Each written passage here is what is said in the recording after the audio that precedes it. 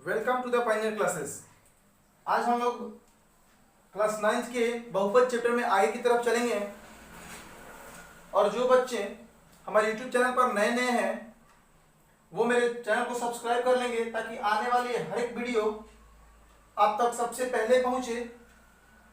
और हम लोगों ने पिछले वीडियो में 2.1, 2.2 और 2.3 खत्म कर चुके हैं और आज 2.4 की तरफ चलेंगे। तो चलिए अब चला जाए क्वेश्चन क्या। तो क्वेश्चन नंबर 1 देखिए क्या कह रहा है, जो आपके स्क्रीन पर दिखाया जा रहा है।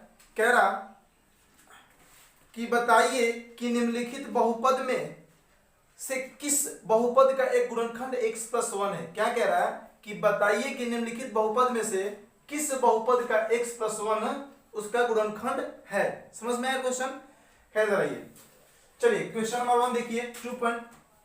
2.4 के हम लोग क्वेश्चन नंबर 1 देखेंगे। क्वेश्चन नंबर 1 में कह रहा है, देखिए कह रहा है कि x क्यूब प्लस में x स्क्वायर, ठीक है, x क्यूब प्लस में x स्क्वायर प्लस में x प्लस में 1, ठीक है। अब कह रहा है कि ये आपका बहुपद दे दिया और ये कह रहा है कि बताइए कि ये x+1 जो है इसका गुणनखंड है कि नहीं है, गुणनखंड है कि नहीं है। समझ में आ गया? तो चलिए यहां पर क्या कह रहा है, देखिए कि ये बोल रहा है कि x+1 जो है ये बहुपद x cube plus x square plus x+1 का गुणनखंड है कि नहीं है। तो चलिए इसको देखिए सॉल्व कर रहे हैं। ध्यान से देखिएगा, यहां पर x+1 इसका तो हम लोग 0 मान सकते हैं और देखिए कि बराबर के इधर जो है 1 प्लस में है, उधर जाएगा तो माइनस में, तो x का मान क्या हो गया? -1। समझ पा रहे? मतलब ये हुआ कि ये x का वैल्यू -1 है, तो जहां जहां x है वहां वहां हम लोग उसका वैल्यू क्या रखेंगे? -1 रखेंगे। सही है? तो चलिए यहां पर x क्यूब है तो हम -1 का क्यूब रखेंगे और यहां पर प्लस में x स्क्वायर है मतलब -1 का स्क्वायर है और यहां पर प्लस में x है मतलब x की जगह क्या रखेंगे? -1, फिर प्लस में 1 है तो प्लस में 1। समझ में आ गया? अब देखिए -1 का क्यूब करेंगे तो क्या होगा? तो -1 का क्यूब का मतलब ये होता है कि -1 गुणे -1 और गुणे -1। तो -1 से -1 में किया जाएगा, देखिए तो 1 से 1 में किया जाएगा तो 1 होगा और माइनस माइनस प्लस, फिर यहाँ पर गुणा में -1 है तो ये 1 और 1 से गुणा होगा और 1 ही होगा, लेकिन प्लस और माइनस, प्लस चिन्ह का और माइनस चिन्ह का गुणा करेंगे तो क्या होगा? माइनस, मतलब -1 का क्यूब क्या होगा यहाँ पर? -1। सही है? फिर प्लस है तो प्लस, -1 का स्क्वायर करेंगे तो क्या होगा? प्लस में 1 आएगा। सही है? फिर यहाँ पर हम लोगों ने ये -1 है और यहाँ पर +1, तो दोनों मल्टीप्लाई होकर क्या हो जाएगा? -1 और फिर ये +1 है तो +1। समझ में आ गया? अब यहाँ पर देखिए कि एक 1 जो है माइनस में और यहाँ पर क्या है? प्लस में, तो दोनों कट गया। फिर आगे चले तो पता चला कि फिर एक माइनस में एक है और फिर यहाँ पर प्लस में है, तो ये भी दोनों कट करके क्या आ गया? 0 आ गया। तो 0 आ गया मतलब ये हुआ कि अगर देखिए हम x का वैल्यू इसमें रखेंगे, अगर 0 वैल्यू आ गया तो हम कह सकते हैं कि x+1 इसका गुणनखंड नहीं है। हम लिख सकते हैं कि अतः x+1 बहुपद का गुणनखंड है। अगर यहाँ पर 0 नहीं आता तो गुणनखंड नहीं होता, लेकिन अगर जैसे ही यहाँ पर 0 आ गया हम लोग का, तो जैसे ही 0 आएगा तो हम कह देंगे कि वो क्या होगा? गुणनखंड होगा। क्लियर हुआ? चलिए इसको उतारिए जल्दी से। चलिए हो गया। बाकी और इसमें 3 क्वेश्चन और दिया गया है जो आप लोग इसी पैटर्न पर बना लीजिएगा। उम्मीद है कि आप लोग को समझ में आया है और आप बना लीजिएगा। चलिए क्वेश्चन नंबर 2 देखेंगे हम लोग। क्वेश्चन नंबर 2 में देखिए क्या कह रहा है। कह रहा है कि गुणनखंड प्रमेय लागू करके बताइए कि निम्नलिखित स्थितियों में से प्रत्येक स्थिति में gx है वो px का गुणनखंड है या नहीं है। अब देखिए जरा सा, क्वेश्चन नंबर 2 भी इसी तरह से बनेगा और कुछ उसमें है नहीं, जैसे ये बना है वैसे वो बनेगा। जैसे हम देखिए बना रहे, एक बना के दिखा रहे आपको। कह रहा देखिए क्या कह रहा है यहाँ पर कि px का वैल्यू दे दिया। px का मतलब कि बहुपद, समझ पा रहे? x का मतलब कि वो x का जो वैल्यू है ना वही x का। देखिए तो यहाँ पर कह रहा है कि px इक्वल टू, देखिए 2x3, सही है, 2x3 प्लस में x स्क्वायर माइनस 2x और यहाँ पर क्या है? -1। ठीक है? अब कह रहा है कि px इक्वल टू इतना है। समझ में आ गया? और आपका gx बराबर दे रहा है, ये gx इक्वल टू दे रहा है x प्लस में 1। मतलब ये कहने का मतलब है कि अब कह रहा है कि इस बहुपद का ये x प्लस 1 जो है वो गुणनखंड है कि नहीं है। तो जैसे हम लोग पिछले क्वेश्चन बनाए हैं उसी तरह से हूबहू ये भी बनेगा, देखिए जैसा। तो यहाँ पर भी x प्लस 1 दिया है, तो हम लोग 1 को उधर भेजेंगे तो x का मान किस में आएगा, तो -1 होगा। होगा कि नहीं होगा, होगा ना। चलिए तो अब यहाँ पर देखिए ये px लिख रहे हैं ना जी, तो ये x का वैल्यू क्या रखेंगे हम लोग यहाँ पर -1। इसका मतलब ये हुआ कि जहां जहां x है वहां वहां हम लोग क्या रखेंगे, -1 रखेंगे। मतलब यहाँ पर 2x क्यूब है तो 2 और x क्यूब का मतलब कि -1 का क्यूब। क्लियर हो गया, -1 का क्यूब। अब यहाँ पर प्लस में x स्क्वायर है, क्या है, प्लस में x स्क्वायर है, मतलब यहाँ पर -1। चलिए अब यहाँ पर क्या है, -1 का स्क्वायर है तो -1 कर दें, फिर -2x है ना, तो माइनस का -2 और x का वैल्यू क्या है, -1। क्लियर हो गया, फिर -1 है तो -1। यहाँ तक क्लियर है।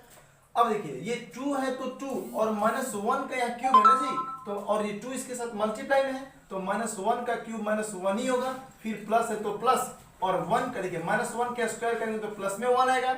फिर यहाँ पर -2 है और यहाँ पर क्या है, -1 है, तो -2 देखिए 2 से 1 में गुणा होगा तो 2 ही होगा, और माइनस माइनस में होगा तो प्लस हो जाएगा। क्लियर है, और यहाँ -1 है तो -1। क्लियर हो गया। अब देखिए ये 2 है और -1 है, दोनों मल्टीप्लाई करके -2 होगा, ये +1 है तो +1, यहाँ पर +2 है तो +2, फिर -1 है तो -1। यहाँ पर हमने देखा कि 2 माइनस में है और यहाँ पर एक 2 प्लस में है, तो दोनों कट के क्या आ गया, 0, और ये 0 हो गया, और यहाँ पर फिर +1 है और यहाँ पर फिर -1 है, तो 1 यहाँ पर प्लस में एक है और यहाँ पर माइनस में, तो ये दोनों भी कट के क्या आ गया, 0 आ गया। तो हम क्या बताएं कि जब समीकरण में मान रखेंगे अगर वैल्यू 0 आ गया, क्या आ गया, इसका वैल्यू 0 आ गया, कैलकुलेशन करने पर 0 आ गया, तो कह सकते हैं कि अतः gx = x + 1 बहुपद का गुणनखंड है। अगर 0 नहीं आता तो हम लिख देते कि गुणनखंड नहीं है, अगर 0 आ गया तो गुणनखंड है। चलिए इसको जल्दी से जरा आप लोग उतारिए, तो चलिए हो गया ये वाला, साफ कीजिए इसको।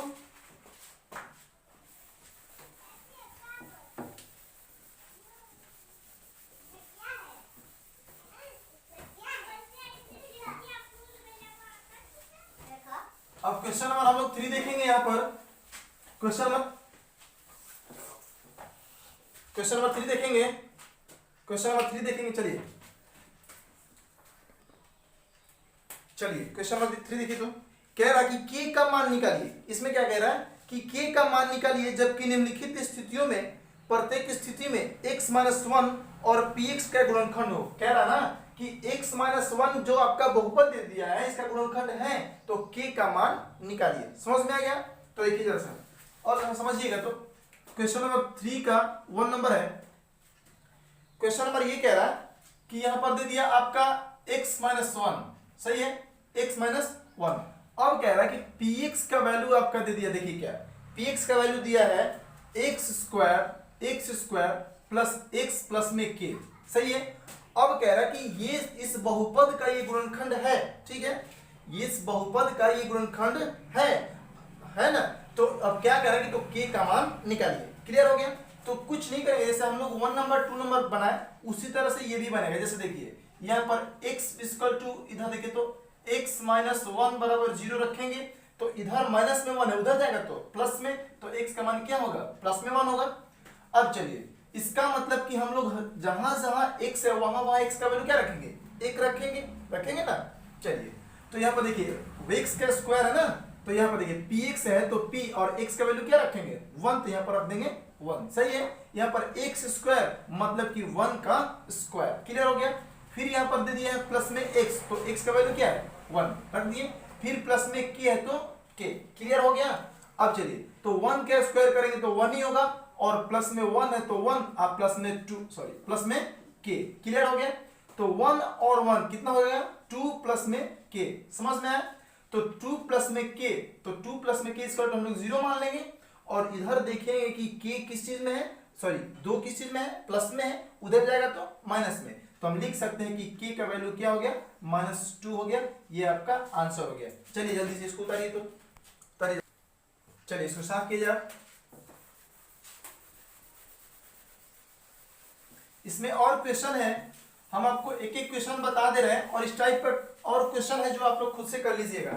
अगर नहीं होगा तो कमेंट बॉक्स में कमेंट कर दीजिएगा। चलिए अब हम लोगों ने 3 नंबर देख लिए, अब 4 नंबर देखा जाएगा। 4 नंबर में कह रहा है कि गुणनखंड ज्ञात कीजिए। क्या कह रहा है कि आपका बहुपद दे दिया गया, समीकरण दे दिया गया और कह रहा है ना कि उसका गुणनखंड ज्ञात कीजिए। चलिए तो देखिए गुणनखंड कैसे ज्ञात किया जाता है। देखिए यहां पर दे दिए 12x², सही है, -7x प्लस में 1, यही दिया है और कह रहा है कि इसका गुणनखंड निकालिए। समझ में आया? कह रहा है गुणनखंड निकालिए। गुणनखंड का मतलब कि उसको टुकड़ा करके इसका गुणनखंड निकालना। देखिए जरा सा, तो 12x² होगा ना, तो 12x² और यहाँ पर -7x है, तो हम इसको 4x और -3x में लिख सकते हैं कि नहीं? इसको तोड़ करके लिख सकते हैं कि नहीं? लिख सकते हैं ना। इसको मान लीजिए कैलकुलेशन की तो ये वाला आना चाहिए।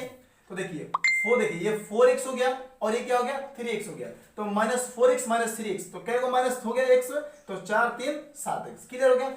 और देखिए हम इस प्रकार इसको तोड़ेंगे कि इसको कैलकुलेशन देखिए जोड़ेंगे या घटाएंगे तो बीच वाला आना चाहिए, अगर मल्टीप्लाई करेंगे तो क्या आना चाहिए, ये वाला। समझ पाए? चलिए, और यहाँ पर प्लस में 1 है तो प्लस में 1। अब इन देखिए इन दोनों को अलग अलग पार्ट में हम लोग बांट देंगे, देखेंगे कि इन दोनों में क्या कॉमन है। समझ में आया? कौन क्या है जो इन दोनों में है, तो 4x यहाँ है और इसमें भी 4x होगा, तो अगर यहां से हम 4x निकाल रहे हैं तो यहां पर क्या बचेगा 3x, और यहां पर माइनस है तो माइनस, फिर यहां से 4x निकाले तो ये क्या बच गया 1। क्लियर हो गया? कुछ नहीं करना है, जैसे यहां पर 3x - 1 आया, आप चुपचाप यहां भी 3x - 1 रख सकते हैं, नहीं तो यहां से कॉमन लीजिएगा तो वही चीज होगा। अब देखिए अब हम यहां पर क्या रखेंगे, कौन सी ऐसी डिजिट रखेंगे जो कैलकुलेशन करने पर मुझे ये वाला आना चाहिए। तो अगर मान लीजिए हम -1 रखेंगे तो -1 से 3x में मल्टीप्लाई करेंगे तो -3x होगा, और -1 से इस -1 में करेंगे तो प्लस में 1 हो जाएगा। क्लियर हो गया? तो हम कह सकते हैं कि देखिए एक यहाँ पर 3x प्लस में 1, सॉरी 3x - 1, और एक आपका हो गया ये 4x और -1 है ना, तो 4x - 1, ये आपका आंसर हो गया, ये आपका गुणनखंड हो गया इसका। क्लियर हो गया? चलिए अब इसको साफ किया जाए, यही इसका आंसर हो गया। चलिए अब हम लोग क्वेश्चन नंबर 5 देखेंगे हम लोग।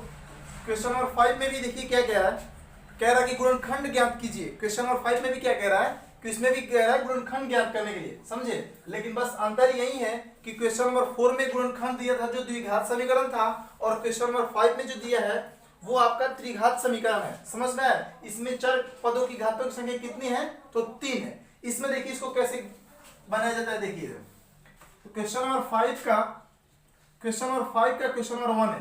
ऐसे आपको बता दे कि ax³ प्लस में ax³ प्लस में bx² प्लस में cx प्लस d = 0, ये आपका त्रिघात समीकरण का रूप है। इसी रूप में आपका त्रिघात समीकरण रहता है। क्लियर हो गया? तो क्वेश्चन आपका दिया है, क्वेश्चन नंबर 1 देखिए, क्वेश्चन नंबर 1 दिया है x³, क्या दिया है x³ - 2x², x³ - 2x², फिर जाकर के दिया आपका -x प्लस में 2। क्लियर हो गया? क्लियर हो गया तक? अब चलिए तो अब हम इसको क्या किए, इसको गुणनखंड कर ले पहले। देखिए तो ये x³ है, फिर -2x² है, तो हम लिख सकते हैं x² फिर -x², इसको तोड़े तो फिर यहाँ पर -x है तो इसको हम लिख सकते हैं प्लस में x - 2x प्लस में 2। इसमें देखिए इस तरह से हमने क्या किया, तो गुणनखंड कर दी, इससे कोई दिक्कत नहीं है, इसको कैलकुलेशन करने पर यही आएगा। क्लियर है?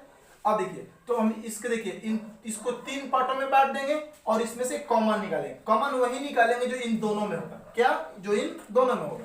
तो x² यहाँ है और इसमें भी x² है, तो यहाँ से हम x² अगर निकाले तो यहाँ पर केवल एक ही x बचा, यहाँ माइनस है तो माइनस, यहाँ पर x² यहाँ से निकाले तो यहाँ क्या बच गया 1। क्लियर हो गया? फिर आप चुपचाप x - 1 दो बार और रख दीजिए, आसानी के लिए बता रहे आपको। तो x - 1 अब ये पूछे कि ये आया कहां से, तो इन्हीं लोगों में से कॉमन निकाल लेंगे। देखिए तो यहां से अगर मान लीजिए कि अगर हम एक x कॉमन निकाल रहे हैं यहाँ से, तो एक ही x बच रहा है यहाँ पे। अगर माइनस में एक निकालेंगे तो यहाँ पर प्लस में बचेगा, जो कैलकुलेशन करने पर x और x क्या आ जाएगा माइनस एक्स स्क्वायर, फिर माइनस x से इसमें किया जाएगा। देखिए अब आपका यहाँ पर क्या है, अब आपका यहाँ पर है 2x प्लस में 2 है, तो यहाँ पर अगर हम लोगों ने माइनस में 2 रखेंगे, क्या रखेंगे, अगर हम लोग माइनस में 2 रखेंगे तो माइनस 2 से x में मल्टीप्लाई करने पर माइनस 2x, और माइनस 2 से प्लस 1 में तो माइनस प्लस 2। क्लियर हो गया, क्लियर हो गया, ये माइनस और ये माइनस मल्टीप्लाई करके प्लस 2 हो जाएगा। अब देखिए, तो ये देखिए ब्रैकेट में तीनों है x plus 1 x plus 1 x plus 1, तो यहाँ पर चुपचाप हम इन तीनों के बदले एक लिख लेंगे, sorry x minus 1 x minus 1 x minus 1 x minus 1 है, तो इन तीनों को क्या करेंगे, तो तीनों के बदले एक यहाँ पर x माइनस 1 रख लेंगे। अब जो ब्रैकेट के बाहर बचा है उस वही ना है, तो एक्स स्क्वायर यहाँ पर माइनस एक्स है तो माइनस एक्स, यहाँ पर माइनस 2 है तो माइनस 2। क्लियर हो गया। अब हम लोगों ने देखा कि ये जो है ये वाला, तो ये वाला देखिए द्विघात समीकरण के रूप में है, तो अब हमको इसको द्विघात समीकरण के रूप में तोड़ा जाएगा, तो इसको तोड़िए। यहाँ पर x माइनस 1 है तो x माइनस 1, इसमें किसी को कहीं दिक्कत नहीं है। अब ये बच गया आपका, तो ये एक्स स्क्वायर, ठीक है, और यहाँ पर रखेंगे हम लोग, मान लीजिए कि माइनस 2x प्लस में x प्लस 2, सॉरी माइनस है तो माइनस रखेंगे ना, माइनस 2। क्लियर हो गया, इसमें कहीं किसी को कुछ दिक्कत नहीं है, दिक्कत नहीं है। तो चलिए अब देखिए ये x माइनस 1 है तो x माइनस 1, ये इसमें से हम लोग x निकालेंगे, यहाँ से इन दोनों में से x निकालेंगे, तो यहाँ पर बच गया आपका x और यहाँ पर बच गया माइनस 2। क्लियर हो गया, और यहाँ भी x माइनस आपका 2 है, क्या x माइनस 2 है, या फिर यही वाला यहाँ रख लेंगे। और यहाँ अगर मान लीजिए कि हम प्लस में 1 रखेंगे, तो प्लस 1 से x में करेंगे तो x होगा, और प्लस 1 से माइनस 2 में करेंगे तो माइनस 2 होगा, कोई दिक्कत नहीं है। तो ये देखिए x माइनस 1 तो x माइनस 1 हो गया, और ये दोनों ब्रैकेट जो है, इन दोनों ब्रैकेट के बदले हम x माइनस 2 एक लिख लेंगे, एक ब्रैकेट वाला। क्लियर है, और ये जो बाहर बच गया आपका x और ये प्लस 1, तो ये x प्लस 1, ये आपका तीनों क्या हो गया, तो इस समीकरण का गुणनखंड हो गया। अब देखिए ये क्या हो गया, गुणनखंड हो गया। अगर क्लियर हो गया, ये आपका आंसर कह सकते हैं, ये क्या है, ये आपका आंसर है। इसको उतारिए आप, और अगर आपको ये मेरा वीडियो अच्छा लगे तो मेरे चैनल को सब्सक्राइब करें और कमेंट करें, तथा डाउट हो तो कमेंट बॉक्स में भी लिखकर बता सकते हैं कि कहाँ डाउट है। दूसरी चीज है कि इसमें और क्वेश्चन जो है इसी पैटर्न पर सेम एडिटिव बनेगा, आप उसको बना लीजिएगा। क्लियर है, धन्यवाद।